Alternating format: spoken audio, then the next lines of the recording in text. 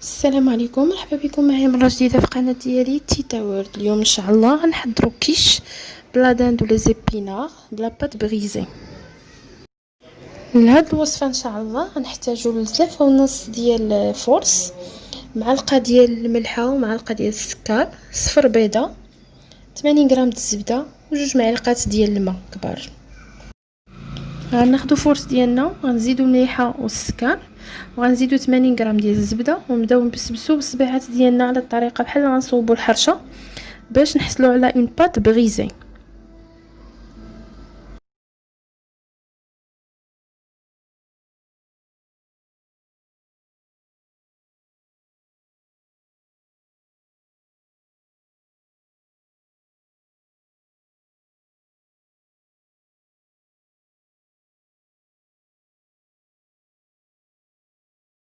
دابا من بعد ما سالينا دخلنا الزبده مع فورس بهذه الطريقه، غنزيدو صفر بيضه وغنحاولوا نجمعوا العجينه ديالنا، ما نعجنوهاش مي غادي نجمعوها حتى توصل ترجع لينا اون بول. الا كان صفر بيضه صغير بحالي انا غنزيد هنا الماء.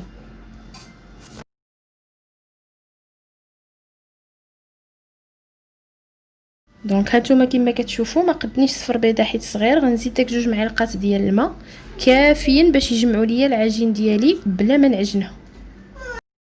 دابا جمعنا العجينه ديالنا وغنديروها في الثلاجه تبرد. دونك دابا غندوزو الحشوه ديالنا اللي غنحتاجو ليها: بصله، 3 البصلات مقطعين طريفات كبار، شويه لا دانت قطع صغير، لي زيبينار و شامبينيون. انا كندير شامبينيون طري، تقدروا تستعملوا شامبينيون د لا بواط. العطريه غنحتاجو، انا كندير البصله يابسه والثومه يابسه اختياريين لما كانوش، شويه د الملحه وشويه د البزار وخرقوم، وكنزيد شويه الكوزه انا ما عنديش، ومقيله فيها زويته. دونك هنا غندوزو نشحروا البصيله ديالنا، مي غادي تهبط لينا البصيله ديالنا غادي نزيدو عليها الشامبينيون ونشحروا كلشي.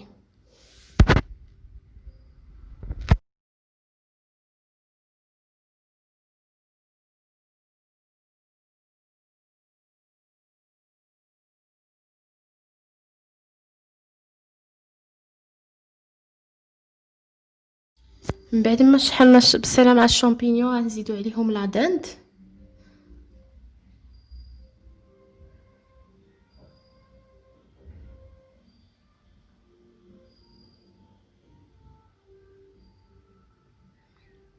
دونك كما كتشوفوا كلشي كيخلط مع تخلط مع هنا. من بعد ما شحرنا كلشي غادي نزيدو على طريفه لا دانت اللي زدنا غنزيدو الملحه والبزار والعطريه ديالنا كامله، وغادي نشحروهم على المهل، العافيه تكون مهيله.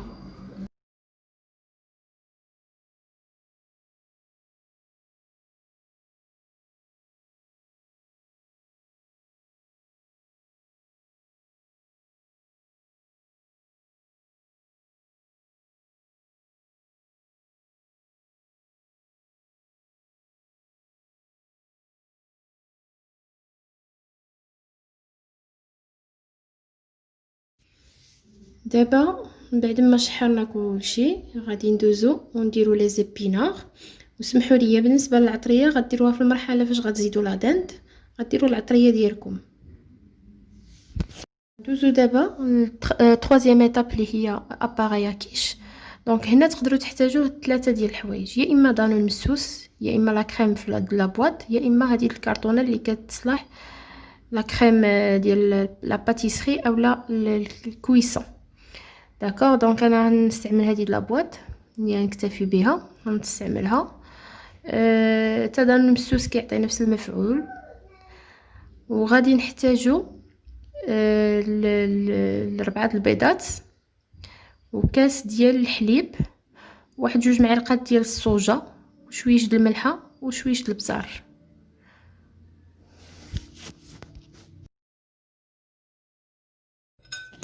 غندوزو دابا غنطربو البيض ديالنا مزيان، غنطربو البيض ديالنا مزيان.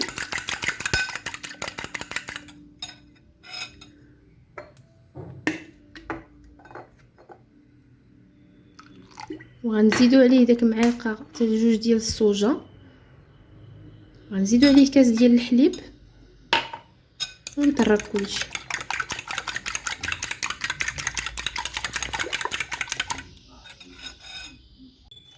بعد ما طربنا كلشي غادي نزيدو معلقه الملح ديالنا وشويه ديال البزار ماشي بزاف، وغنزيدو لا بواط ديال لا كريم فريش ونضربوها مزيان. الا كانت ثقيله نقدروا نطلقوها بواحد 2 معالق د الماء باش تجينا سهله للتطراب، ما ديرناش كويرات في لاباغي ديالنا.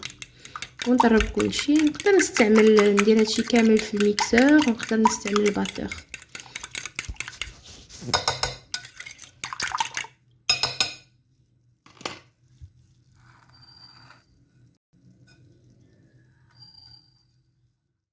هنا كما كتشوفوا جبت لاباط ديالي، لاباط بغيزي من الثلاجه وطرقتها، درت ورق الزبده وطلقتها مزيان. خديت المول ديالي ديال لاطاخت اللي كيتحلل عندي من التحت. هاد لي مول هادو ما كيتقشروا ما والو، ديال الكرانيت زوينين.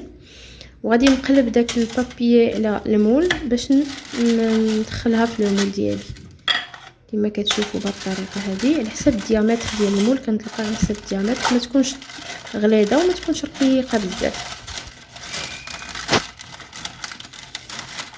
ونحاول نبسطها وندخلها وديك الجنيبات نبرك عليهم مزيان.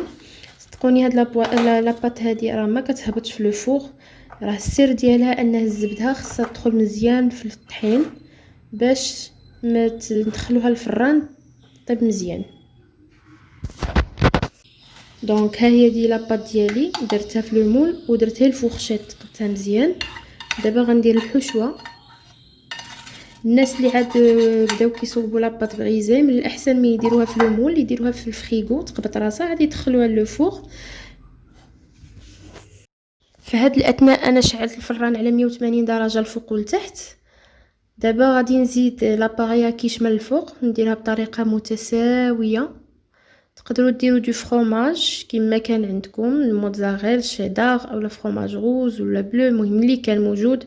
ما كانش تقدروا تكتفيو غير بفروماج د لا فاش كيري اتارتيني. دونك انا هنا غندير طريفات ديال الفروماج احمر، غنديرهم طريفات وغنخلي النص مي غتقرب نخرجها من الفران غادي نحكهم باش تعطيني داك لا بغيونس من الفوق.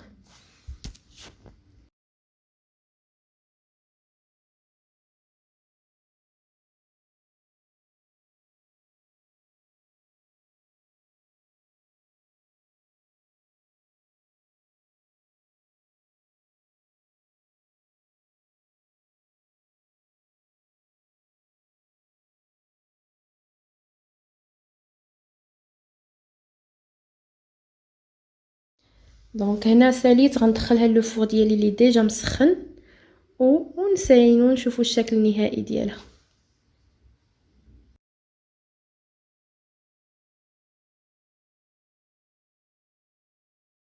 دونك كما كتشوفوا هنا دابا راه يلا بدات كطيب كما كتشوفوا، كتجي سوفلي، هي بدات كتنفخ، كتجي بنينه بزاف. انا حليت لكم باش تشوفوا. اي فوالا هي دي الكيش ديالنا وجدت كما كتشوفوا، كتجي رطبه ولاباط ناجحه 100%. نتمنى تجربوها وتردوا عليا وبالصحه والراحه.